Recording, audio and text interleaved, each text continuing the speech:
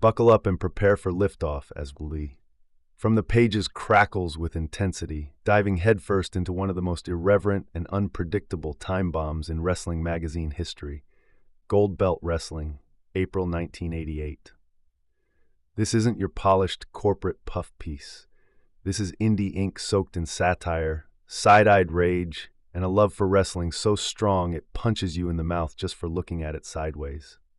A zine that's part shoot, part scream therapy, and all passion, forged in the fires of fandom and rebellion. This issue doesn't whisper sweet nothings. It roars like a lion with a bullhorn, defying the sanitized narratives and giving voice to a gritty, blood-splattered era of unfiltered passion. It kicks off with chaos. The Butch Reed feature doesn't just sing his praises. It demands you give him your respect or get steamrolled. Reed is laid out as a one-man riot, stomping through the landscape with fury, charisma, and muscles carved out of granite. This isn't a retrospective. It's a warning. If you don't know who Butch Reed is, you will, and you might need medical attention afterward. The prose hits like a promo. It's not just admiration. It's a declaration of war on apathy, reminding us that Butch Reed never needed a belt to be a champion. He was the belt. He was the show. He was thunder in boots, a street preacher with suplexes, a storm in human form.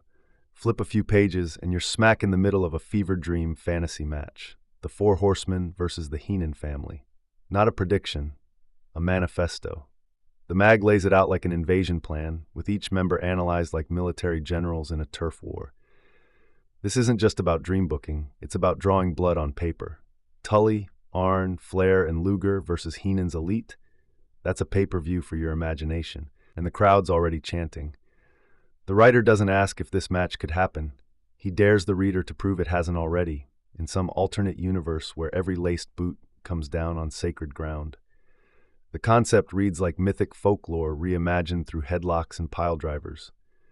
The madness continues with an unexpected highlight, a gritty, gutsy profile on Debbie Combs. Far from a fluff piece, it digs deep into her legacy, skill set, and fight for respect in a male-dominated world. She's not just another face in the crowd. She's a champion, a survivor, and the article lets you know she earned every scratch, every headline, every cheer. This piece reads like a battle hymn for every woman who had to throw fists in a man's arena. Right beside it, a hard-hitting tribute to the forgotten world of Glow. No glitter, no glam, just women wrestling their hearts out for recognition and airtime. The text is sharp, raw, and refreshingly honest. It doesn't romanticize, it recognizes. It's a raised fist wrapped in wrist tape, screaming to be heard above the roars of steel cages and skeptics.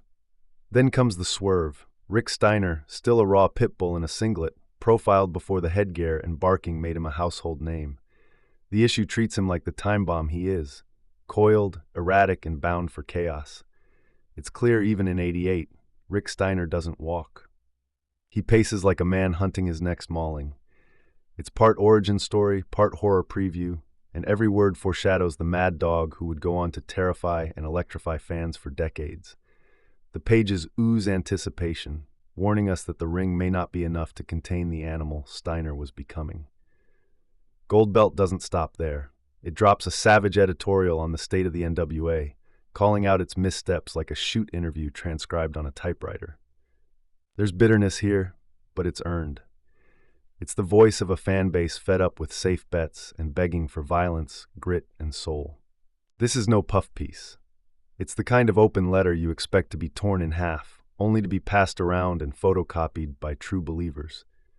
That same grit bleeds into a glorious piece called In the Footsteps of a Giant, a love letter to Andre the Giant that doesn't idolize blindly, it honors with clarity and awe. Andre isn't made into a cartoon here. He's painted as a man of burden, greatness, and mystery. He isn't the seventh wonder. He's the immovable truth at the heart of wrestling lore. Just when you think you've caught your breath, the issue swings back with The Barber of Titanville, a humor column mocking Brutus Beefcake with the accuracy of a sniper and the venom of a scorned valet. It's sharp, it's brutal, and it's hilarious. It isn't just comedy, it's cultural critique wrapped in wrestling tights. Then, Coach Kurt Says chimes in with fan mail responses so bizarre they feel like pro wrestling crossed with Mad Magazine. Half shoot, half shtick, all entertaining. It's the kind of insider humor that makes you feel like you're in the back of the locker room, towel around your neck, laughing with the boys. This is the laugh between matches, the wink between blood drops. As the final bell nears, the tone shifts. A heartfelt ode to Gordon Soley lands like a eulogy for decency in wrestling.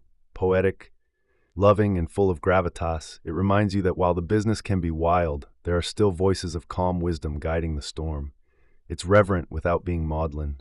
It's a salutation to a master, a call to respect the roots while chasing the future. And just before the curtain falls, we get one last thunderclap in the form of Dino Bravo, the Canadian Superman. It's vintage over-the-top 80s wrestling energy, muscles, poses, power, pure charisma on the page. It's the kind of write-up that makes you believe kayfabe was never a lie. It was just another kind of truth. You don't read it, you feel it, like a clothesline to the soul. Gold Belt Wrestling, April 1988, isn't a magazine. It's a fight. A love letter scribbled in sarcasm and sweat. A last stand against the homogenization of wrestling media. It's punk rock in magazine form, and every single page punches you in the nostalgia. It's ugly. It's glorious. And it's realer than anything you'll find on TV today. It's for the fans who never needed glitz, just grit, who loved their heroes flawed and their villains foaming at the mouth. This is the language of lifers, of tape traders, of fans who cheered in smoke-filled rooms and knew the names of jobbers like family. So lace up your boots and break the fourth wall with us. Because this is more than a recap. It's a resurrection. This isn't just wrestling history. This is underground gospel, and from the pages is your ringside seat to the revolution. Like, comment, subscribe, tell your friends. Because what we've uncovered here is a relic that still pulses with power, still screams for an audience, still bleeds glory. Let the suits sell t-shirts, we'll sell war stories, and if this is just April '88, you better believe we're only getting started. The mat is stained, the lights are hot, and the revolution has just begun. Are you ready?